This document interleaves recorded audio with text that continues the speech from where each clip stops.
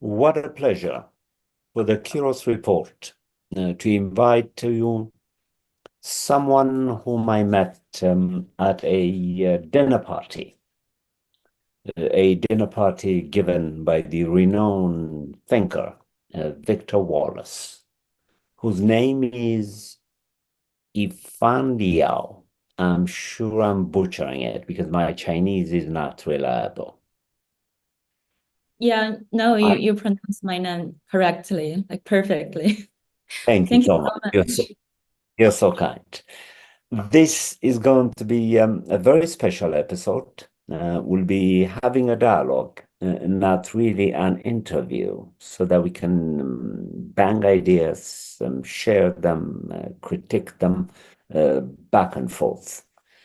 Yifan Liao was a graduate student at Columbia University, correct me if I'm wrong, and now is doing graduate level work at Harvard University's Business School, and she's finishing a graduate work in China itself.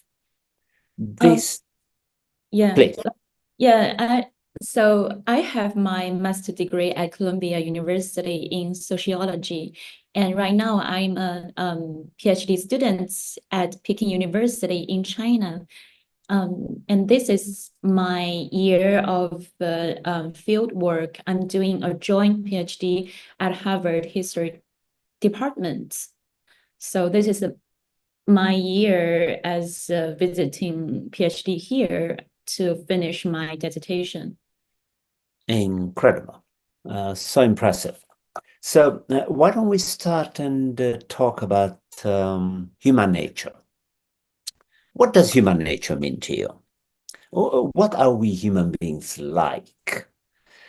Uh, do you think? Are we good? Are we bad? Are we a combination of both? What are your thoughts? Well, I like to me, human nature is not a fixed thing.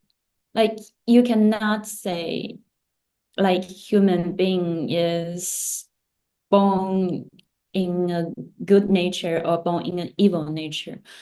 I feel like the human mind and behavior are shaped by the environment, by the society, by the social milieu he or she raised up.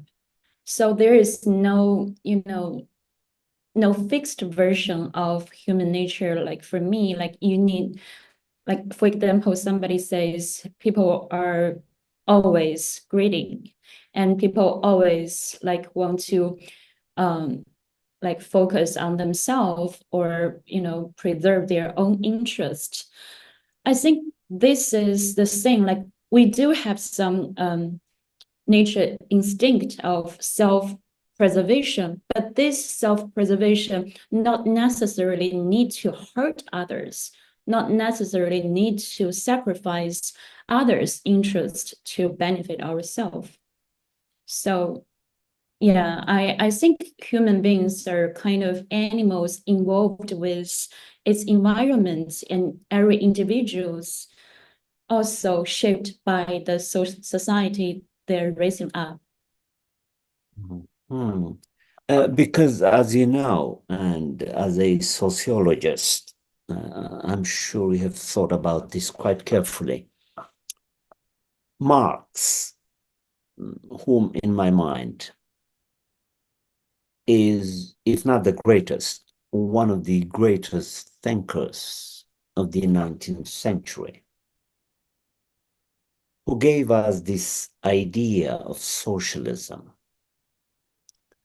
seems to have done so with a particularly positive premise about human beings, that human beings under ideal conditions are compassionate, kind, cooperative, self-sacrificing, and capable of delivering great moral actions. aiming at what I may call maximizing human happiness.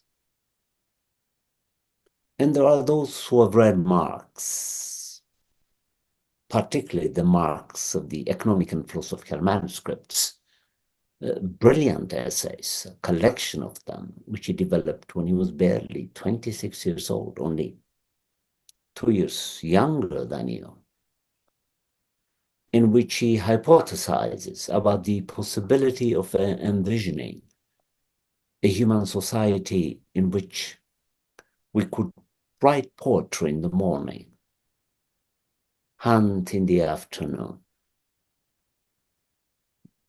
wine and dine at night,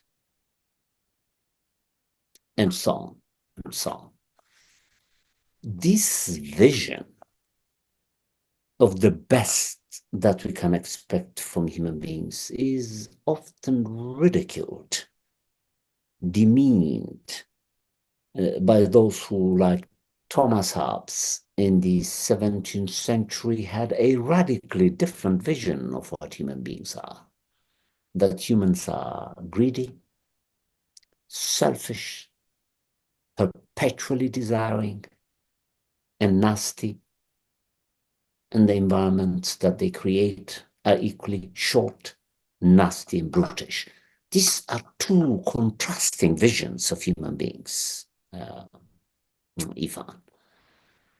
And among the great Chinese thinkers, beginning with the anarchist Lao Tzu, but also the dreamer, the poet Chuang Tzu, and then much later Confucius, and much later Mao himself was drawing from these major traditions, but also trying to empower peasants, millions of them, to organize them by telling them their immense capacities to take care of themselves, provided that they put an end to the greed and to the selfishness that was running rampant in Chinese feudal society, and so on, which led him to be the spearheading leader of the Cultural Revolution, aiming at purging the selfishness and greed as practiced by the intellectuals, which then gave us an idea of socialism, Chinese style. What do you stand on this? Do you tilt towards Thomas Hobbes, or do you tilt towards Marx and then Mao as a sociologist? What are your thoughts? I'm sorry for speaking so longishly. No. I think it's very thought-provoking. You juxtapose these three different thinkers together. For me, as I will still stick to my arguments, I think human nature is changed with the environment.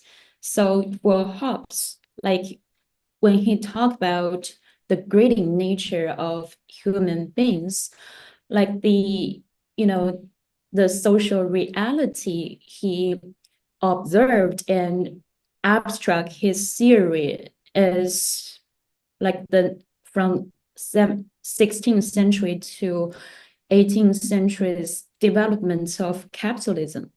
So he looked at like how capitalist figures they compete with each others, like how people in capitalist society, which is haunted by this, a kind of like pursuing for money, this spirit of pursuing of money, they are influenced by this zeitgeist in a German word, like the spirit of that time. So they perform like a very grading, very self-centered figure. So he has his own, like his thinking is limited by his own time. And for Marx, like when he talk about those human beings who help each other, selflessness, like who help each other and who sacrifice their own interest, who think of each other, it is this kind of society or this kind of like human behavior happened in an ideal society, as you said, in a communist society or in a like, you know, the fully flourished socialist society. So this is his dream, because at that kind of society, like we are, you know, the material foundation is fully established, and like we don't have the private ownership in that society, or the productive materials are controlled by the society. So everybody are free from worry their, you know, their living existence. They can do whatever they want with the advantage of the rich social wealth. But like for Mao, he is doing a revolution. He led the revolution in a society which is, you know, like China in 1920s is a semi-colonized society, and this society is basically agricultural one. We don't have the you know, the great foundation of material wealth. So people still kind of selfish or egocentric. If we need to understand humans' nature, we should put them into the society described by those great thinkers.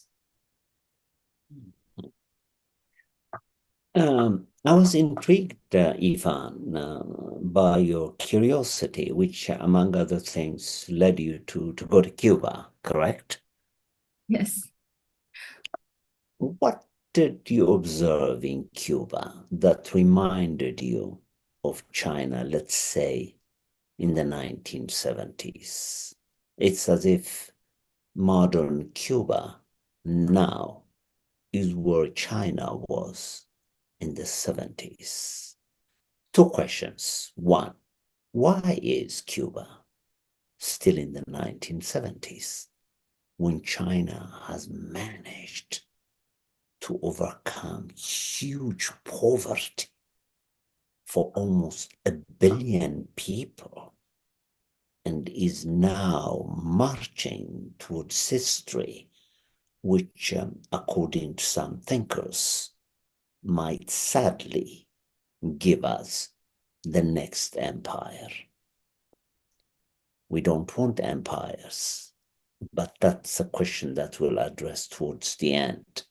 But China seems to be moving towards becoming a major imperialist power. And yet, Cuba, with a considerably measured, mitigated number of human beings, is still sandwiched in the 1970s. How do you look at this sociologically? Examine it as a sociologist. Okay, first of all, I want to say China will never become an imperialist power, but I think we can address this point in the end of interview or in the end of our conversation. And for Cuba, as you know, my impression is when I visit there, I feel I take a time machine, go back to the 1980s China. Like Cuba, why it's similar to China in 1980s? It is because it has two-track system. Like they have a market system and they also have a planned economy system. And for the goods in the market, they are very pricing. And for people who still get their salary from the planned economy system, they basically don't have enough money to buy goods from this market. So their life is very stressful because the support provided by the government through the planned economy system actually cannot sustain their daily demand. So a lot of Cuban people, they have double works or double jobs. Some of them still have jobs in the planned economy system, but other member of this family will work in the private sector and to earn extra money to subsidize their family so they can access more goods on the market. But the situation is very difficult. I talked to a businessman who running a Chinese restaurant in Cuba. The Cuban people, Cuban employee work in that restaurant can only get 500 peso for a day, but kind of 1 pound of pork sold in Cuban markets is like 1,200 peso. So that literally means that their salary for a day cannot afford a pound of pork. Their life is very difficult. And I think so. And I think this is, this economic system makes me really think of China in 1980s. We facing the same situation of two-track system. Like for why Cuba is still in that stage, I think there are two reasons. One is the long-term sanction of the United States. It's kind of barring Cuba from access outside resources. And this sanction is, for Cuba people is very hard. It's very harsh because Cuba is Cuba is a small island. It is not like Russia. If you sanction Russia, Russia still can maintain its own economy, but Cuba needs to do trade with outside world. So its economy is basically trade oriented. It cannot maintain itself. So if you close the gate of Cuba, this country will, it's hard for them to sustain themselves. This is the one thing, the sanction of the United States. And the other thing is, I feel Cuba is more strict on its planned economy. That means they're hesitate to do the markets-oriented reform. Fidel Castro, he actually visited China during the beginning of China's reform and opening up. He visited China in maybe 1992 or 1993, around this year. And he praised China's reform and opening up. But when he come back to Cuba, he still, choose to wait to see how China is doing, like whether this kind of reform will hurt socialist cause or not. So Cuba, like maybe after 40 years waiting, they think, okay, China is doing good, or it's still safe for the Chinese governments to lead this market-oriented reform, and which won't hurt the socialist regime.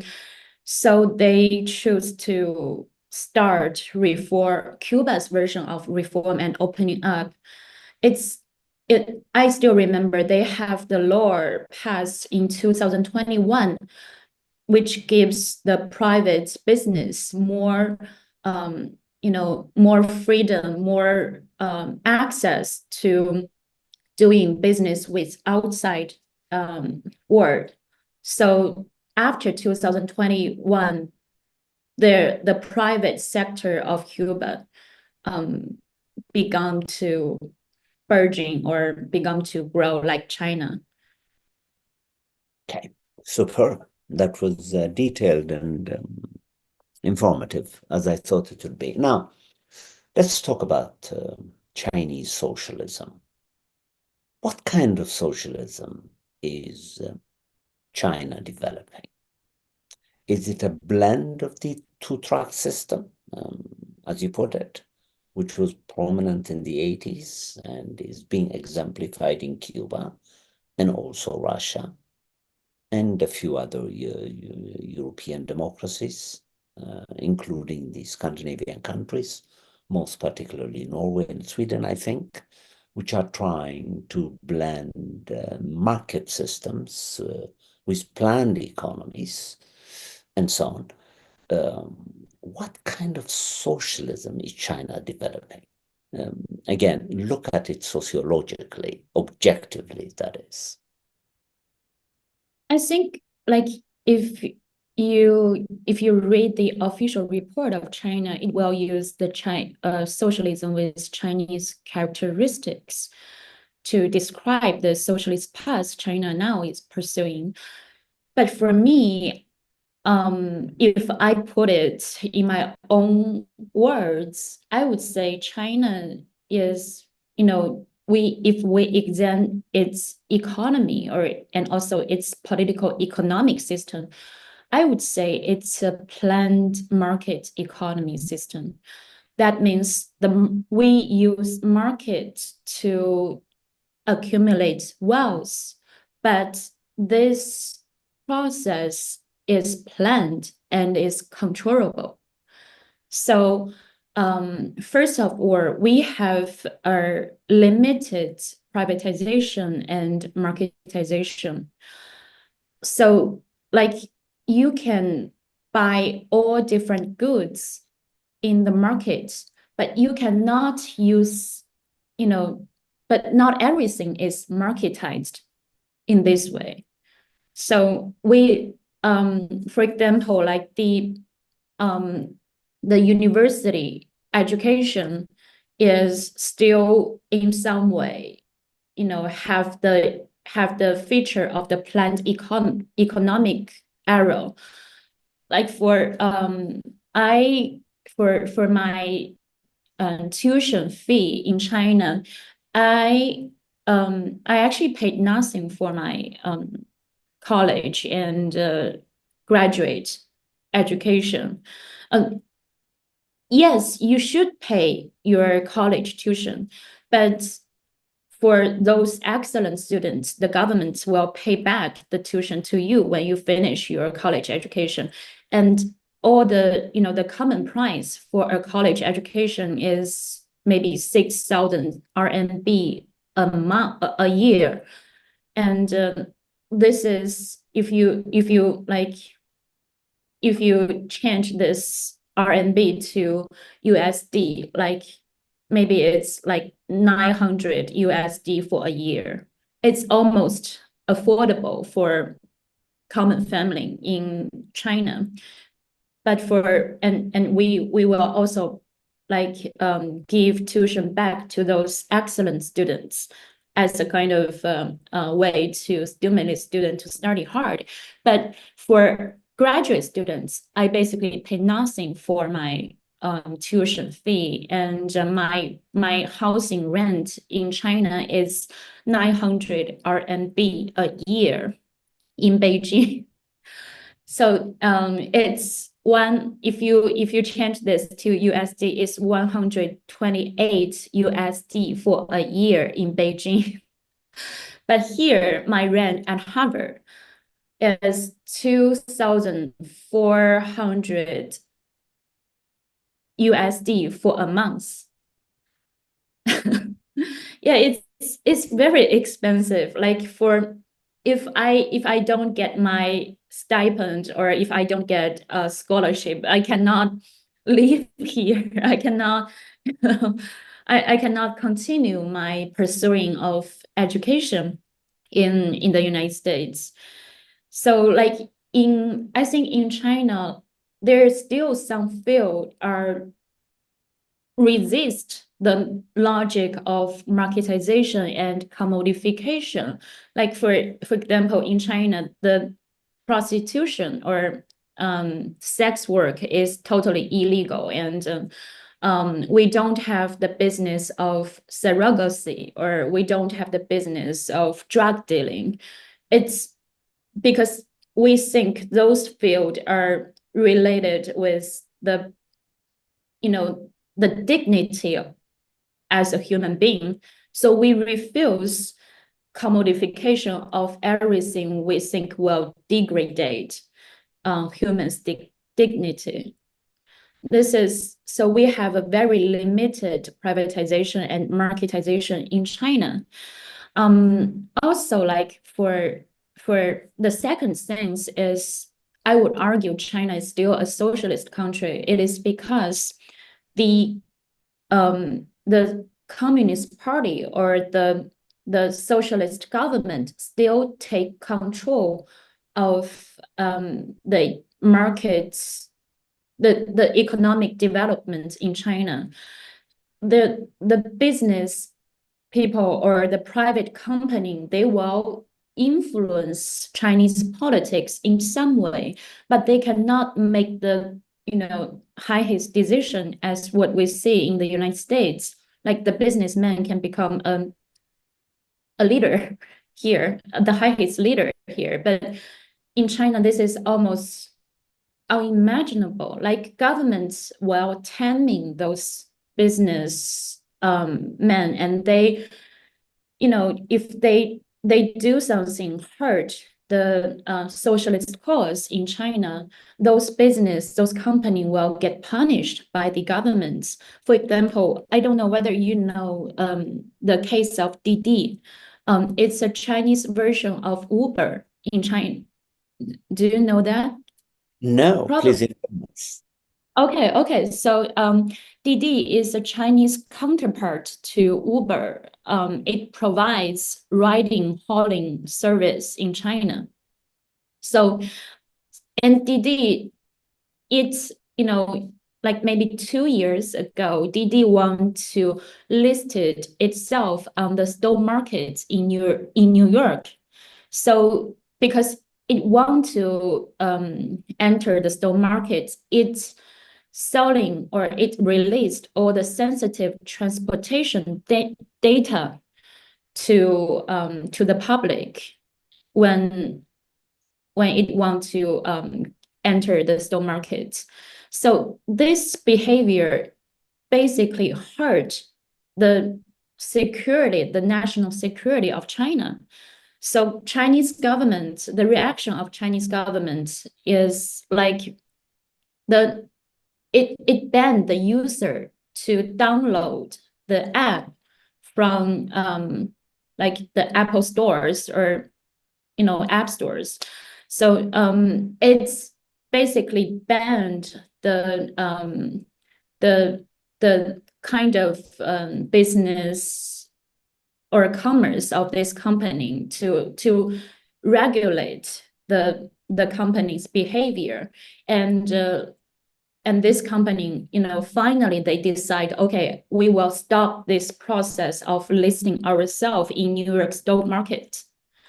In this way, like the Chinese government taming the capitalist development in China, it controlled the rampant pursuing of profits of capitalists in China.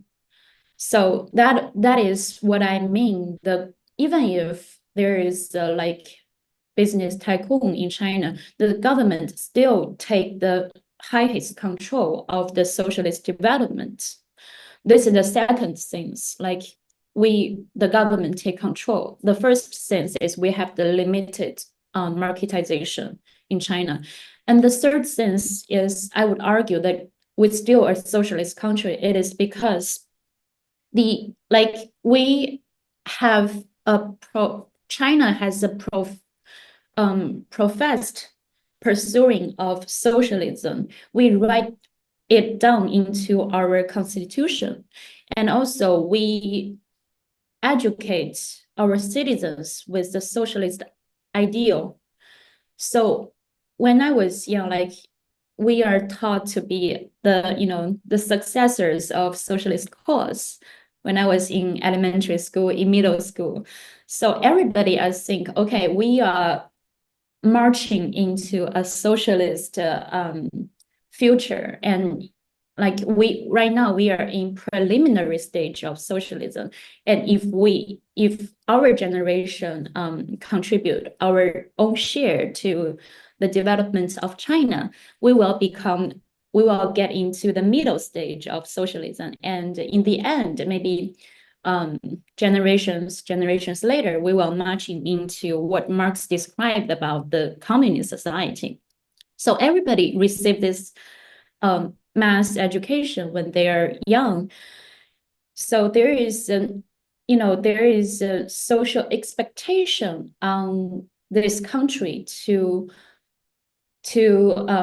really realize socialist ideal in the future.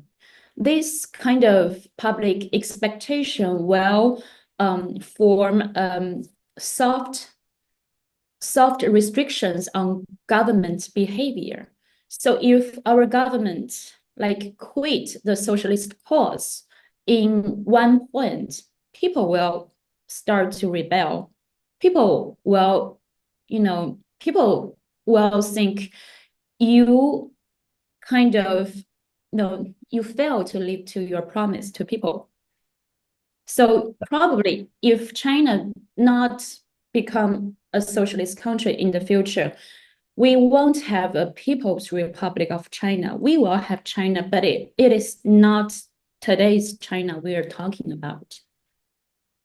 That's wonderful. And now let's talk about the healthcare system in China. Try to contrast it, since you have spent a few years at Colombia, and you do have access to the American healthcare system, which is the ultimate embodiment of a capitalist practice. Contrast that, if you can, to the philosophies underlying the distribution of health rights to Chinese people. Well, healthcare system in the United States, even if like I think I do heard of it, but it's not like something happened to me because I'm super healthy. I never go to see doctor. I know I buy the house insurance, but as I told you, I practice Kung Fu, and I'm super, I was like super strong. So I haven't experienced any, I haven't seen doctor here. So it's a very weird for me to compare these two systems. But I would say the healthcare system, which makes me feel kind of unease, is you have a like fully marketized healthcare system, and sometimes but in China, everything is healthcare is still a social welfare for everybody. So we don't have yes, we have a market. We have some company to do this, but like to provide more advanced service.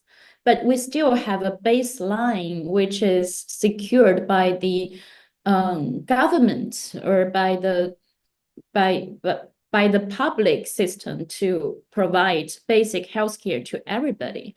And here, which makes me, kind of unease, is like not everybody can get there. If they won't be treated by the doctor, they cannot get the treatment they want. And like for I know the healthcare reform launched by Obama government. It's like basically he wants to, I don't know whether it's correct. I just like heard of it, and he wants to buy the healthcare service from private companies through the governments. But the private company who get paid by the government, well, they will refuse to they will refuse to give the healthcare to those applicants they think they are not qualified, or even if they give healthcare to those people who passed their check for their qualification check. Sometimes they will, in the end, they will refuse to pay the bill to those people when they are in need. So we heard of the gunshot of the healthcare CEO in New York City. And I don't know. I as an outsider, I cannot really compare. It's just my basic understanding of this difference. I appreciate that. And now, take me to the streets of Shanghai or Peking. Take me to a market where Chinese citizens are coming to shop for their daily needs. What exactly happens in this market? What do you see? Millions of people are shopping. Describe the supermarkets for me, the street vendors, the class compositions, the rich, the poor, appearing on the streets or at supermarkets to buy. How do you see them interacting? Is there resentment? Are some buying more than others?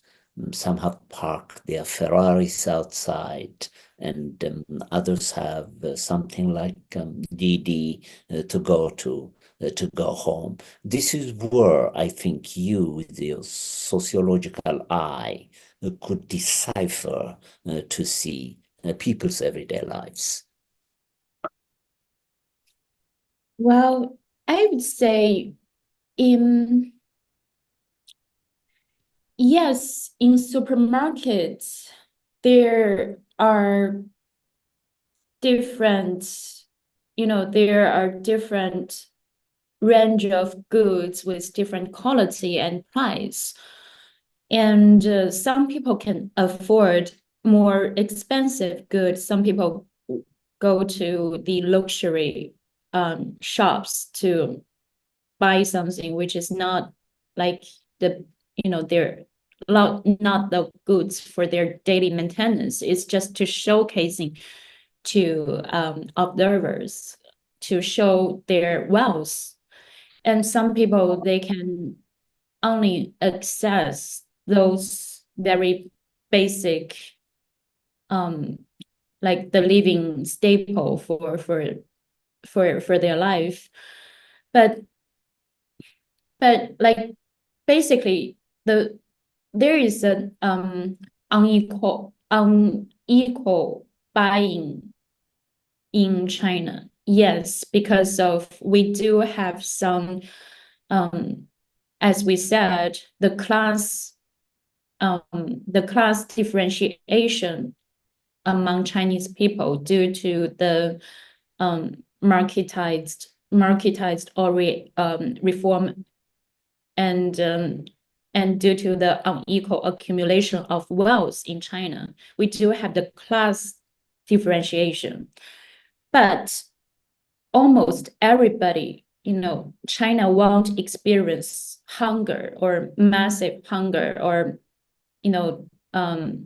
as like if you want something but you don't have money to buy, everybody actually can buy their daily maintenance, even if those are not in a good quality, but nobody will die from hunger or die from short of daily maintenance. So this is big difference compared to Mao's era, compared to the period of Cultural Revolution. And I think in the future, this wealth gap will be gradually eliminated, as like China has the alleviation of poverty project, which is launched for almost like five and more years, like 5 years. And this project of alleviating poverty do help Chinese people. Like I remember, like before this project, some village still don't have, no, they don't have the access to outside world. They're still like be segregated in the mountainous area. But after this project, every village have a road, like every village will be connected by the transportation system of the national transportation system. That means you can just drive through the main road to every village. So everybody has the opportunity to get out of the segregated situation and to pursuing their own life. This is what Chinese government done during the last 5 years. And as I told you, I really believe there is a social expectation restricted the government's behavior. So in the future, if the government not do more things to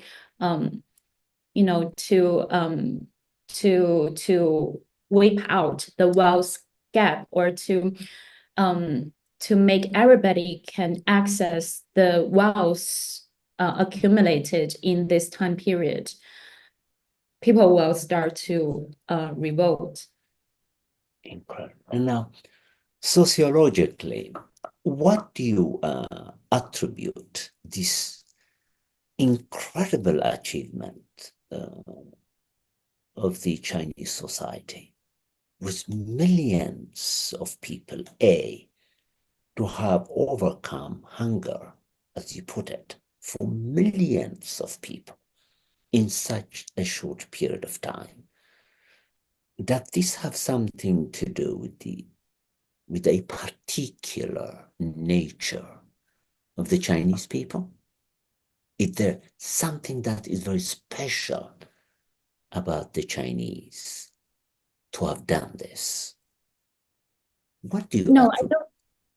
I don't think this is something special to Chinese people, but this is something special to socialist system, first of all, and second, to China's history. It's not, I don't think, human nature for me, they have, as I told you, first, it's changed with the environment. Second, I think like people around the world, they share the same basic instincts as human race.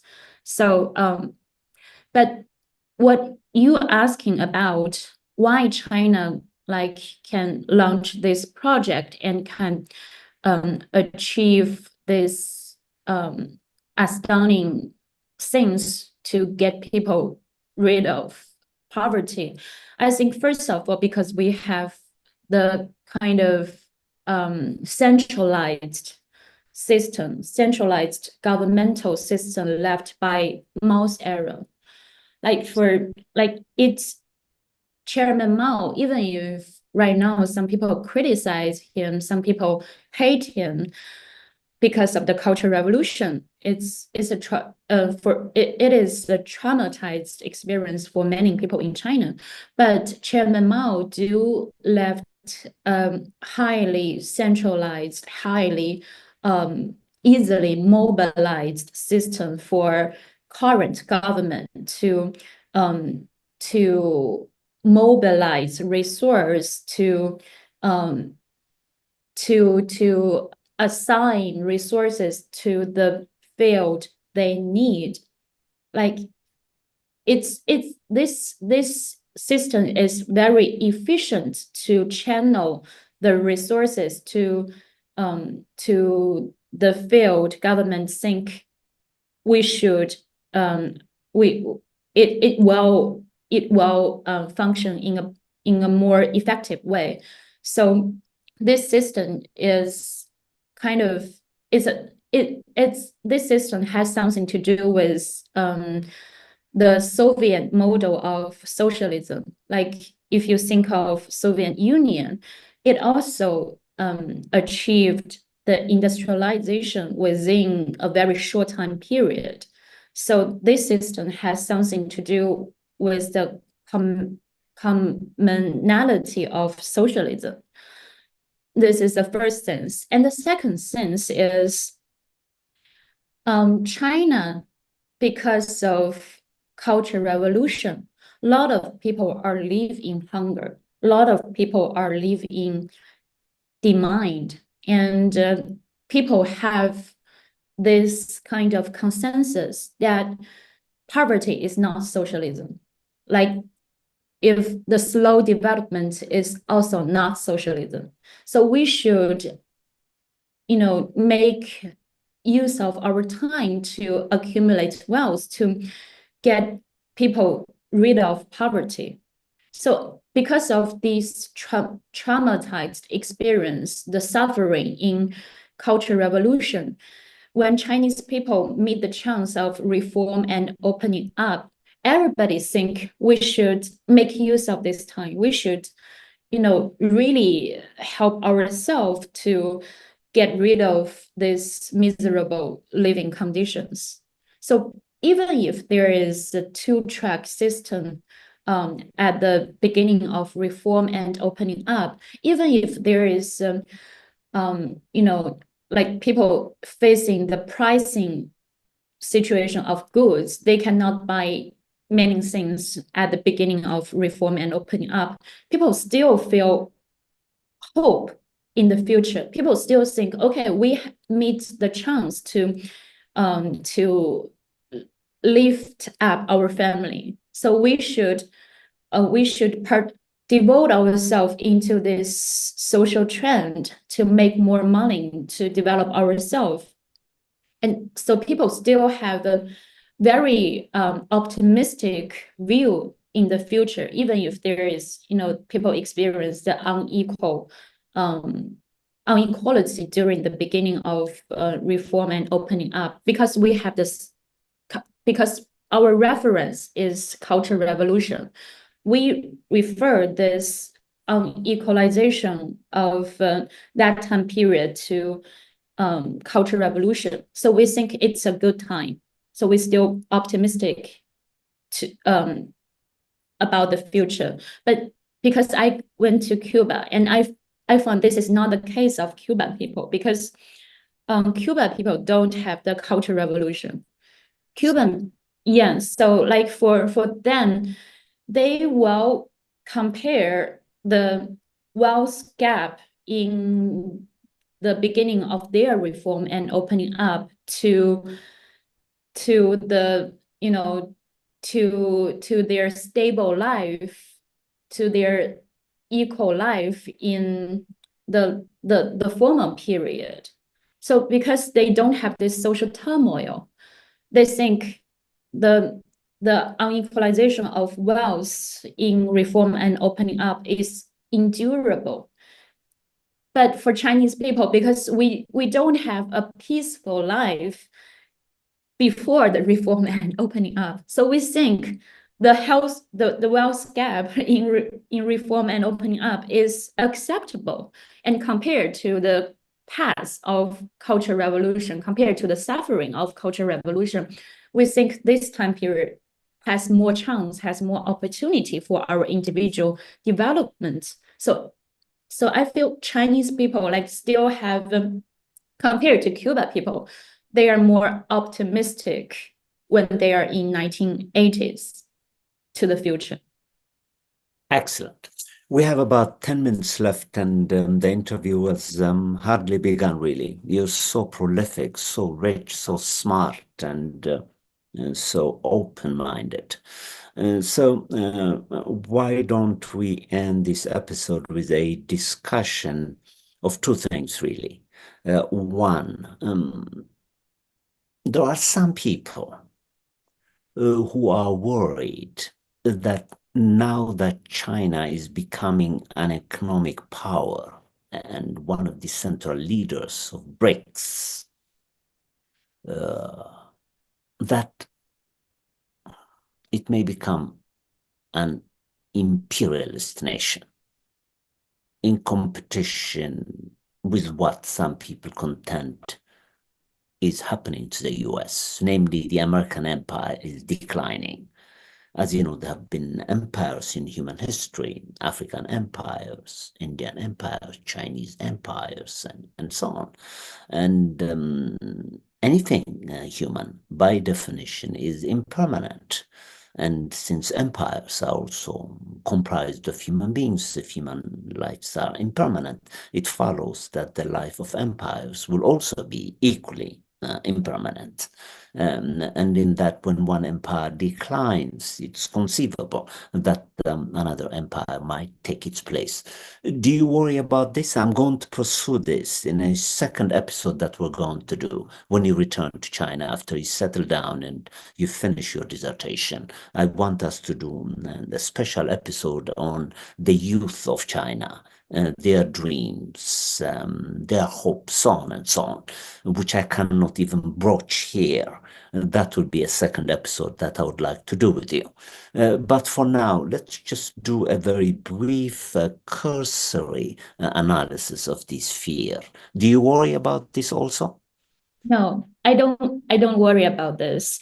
I think people have this worriness. It is because they think China from the lens of West culture.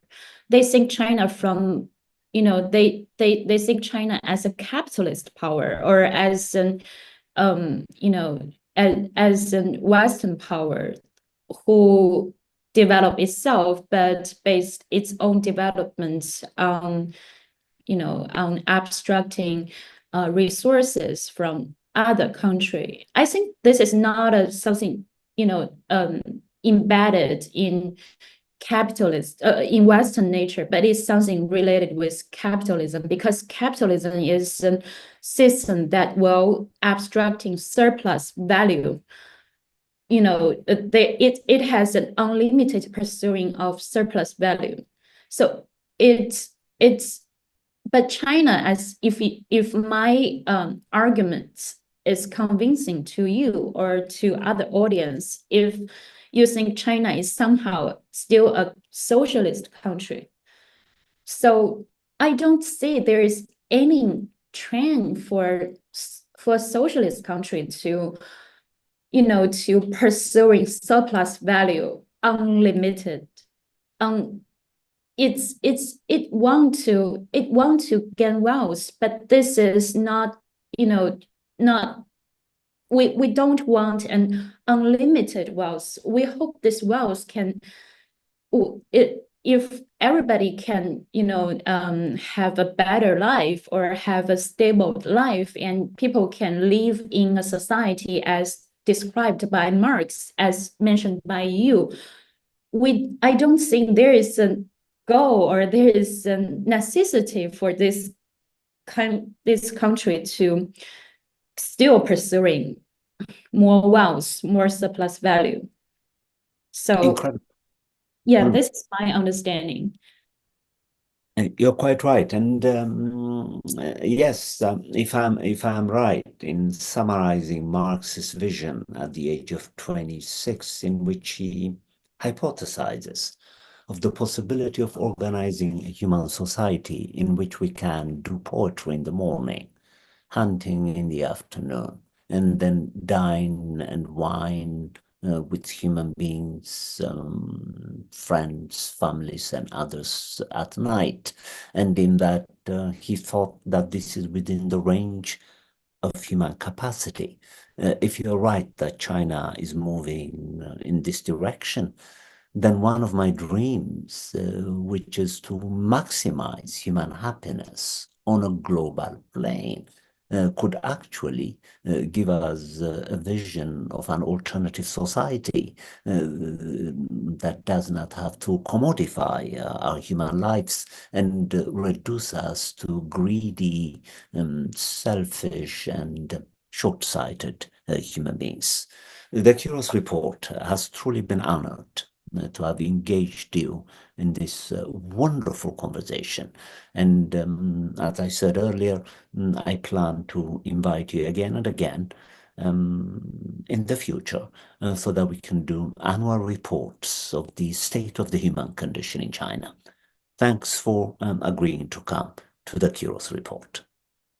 Thanks, Kiros. Thanks, Theodros. Thank you so much. The Kiros Report is supported by the Hutchins Center at Harvard University, and may I politely ask my viewers, those of you who are viewing this television program, to consider becoming members and subscribe to it, as I am, for the first time in my career, attempting to monetize the Kiros Report that I have been running for the past 18 years without a penny. Thank you so much.